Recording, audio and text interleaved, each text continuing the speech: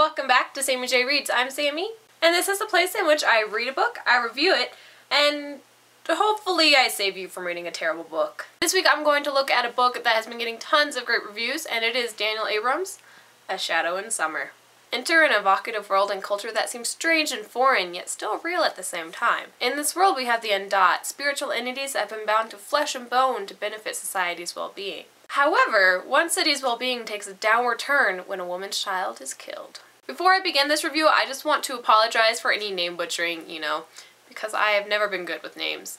And, well, these names are they're pretty foreign. So, butchering of names, let's begin. A Shadow in Summer has a lot of characters, so you get a lot of viewpoints. First we have Uta, who is basically a student of a very strict school for what I would like to call monks, and he ends up leaving. We then get to meet Amat, who is basically the hybrid of Mama Kay from Brent Week's Night Angel trilogy and P.V. Brett's Bruna from The Demon Cycle. After meeting Amat, we get to meet her apprentice Lyot, along with her employer, Marchot. We then get to meet Madi, who is a student from the same school that Oda went to.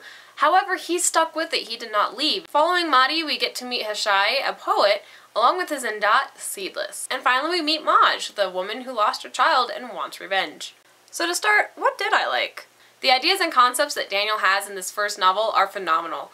I like having the andat be spiritual entities bound to flesh and bone. When I found that out, I thought to myself, this sounds familiar, and I remembered Pirates of the Caribbean, I think number 2, in which you have the sea goddess who's been bound to flesh and bone and all that drama. Then there were the names, and they came across as being very unique and belonged in this culture. Granted, I couldn't pronounce half of them. It was okay. They belonged and I accepted them. Additionally, this book felt like it had a lot of Asian influence. You have things like tea and robes and a lot of body postures. You take different poses when you're talking to people, almost so then it has its own language. I loved it. I have a big affinity with Asian cultures. I've always wanted to visit Japan. I'd be willing to go to China and Thailand and everywhere, but mainly Japan. And so with this Asian influence, I was gobbling up the book whenever it talked about these cultures. I also really enjoyed all the similes and metaphors that Daniel uses. It shows he spent the time and energy to get into so much detail that if he were to draw a picture out of what he saw one scene as, I could draw something very similar with maybe some minute differences. And finally, I loved 2 specific characters in this entire novel. First, there's Amat, who was the mix between Bruna and Mama Kay, and I felt like I could go to her with any question about the world and she'd be able to answer it for me without telling me the number 42. Then there was Seedless, the andat, that I absolutely loved him, mainly because he reminded me of the white peacock from Kung Fu Panda 2, and I love that peacock, and so then it sort of transferred into Seedless. So, Seedless, you are apparently a white peacock in my view. At the same time, Seedless has a lot of inner workings when it comes to what is going on in his mind. I loved him for that. No matter what he did that I thought was wrong, I still loved him. So what did I dislike? There were too many characters. I had no idea what was going on. There were too many views. The story jumped around so much that I was getting little tastes of each character. I felt like I was at a food buffet with a whole bunch of food that it was like, okay, taste test, this little thing. It's like, oh, okay, this is what it is. Go to the next. Go back around and get back to the front, and I'm going, what was this again? I don't remember this. And then I taste test it and it's like, oh yeah, okay, I remember it. And then I go back around. I do it 5 times before it's a solid memory for me to get back and be like, oh yeah, this is what this is and this is what it tastes like. I felt like that with the characters. It was confusing, it was boggling, I got frustrated, and it did not help that because the names were foreign and they were hard for me to pronounce, I could not keep them straight to save my life until about halfway through the book. The plot is very difficult to determine. If you did not read the back before you started the novel, then you're sitting there going, am I supposed to be concerned about this baby dying? Am I supposed to be concerned about this character not getting through here? Am I supposed to be concerned about the economy going down the drain? I don't know where I'm supposed to go with this. What do I do? And then we have their love relationship, which, if it's well written and believable, I can accept it. If it works well with the plot, I can accept it. This one didn't. This one was so unrealistic, I did not believe these two were together. There was a time in which one of the characters cheated on the other character, which I'm not spoiling anything, that's on the back of the book, but the reaction to one of the characters is sort of get mopey and be like, okay, fine, and then walk off.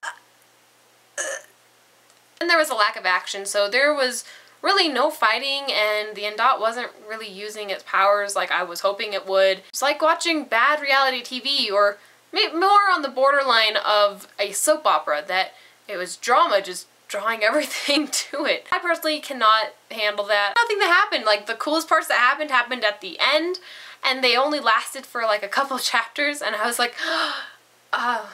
And finally, the ending has the happily ever after syndrome, in which, regardless of what happened, how terrible things got here or there, everyone's happy. And the final verdict is, borrow the book from a friend or the library. I don't really know why this book has such great reviews.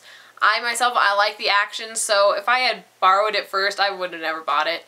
If I was into the TV reality, soap opera kind of stuff, then maybe buy it.